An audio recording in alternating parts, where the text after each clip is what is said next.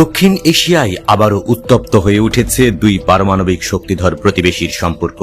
কাশ্মীরের পেহেলগামে প্রাণঘাতী হামলার কয়েকদিনের মাথায় পাকিস্তান সফলভাবে উৎক্ষেপণ করল আবদালি অস্ত্র ব্যবস্থা।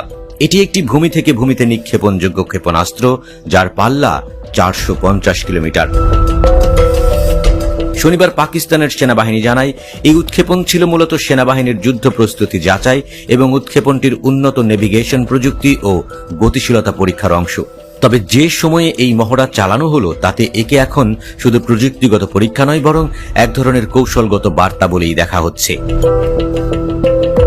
22 এপ্রিল কাশ্মীরের ভারত নিয়ন্ত্রিত পর্যটন কেন্দ্র পেহেলগামে ভয়াবহ হামলায় নিহত হন 26 জন বেসামরিক নাগরিক। এই হামলায় ভারত সরাসরি পাকিস্তানকে দায়ী করছে, যদিও ইসলামাবাদ সেই অভিযোগ প্রত্যাখ্যান করে নিরপেক্ষ তদন্তের সহযোগিতা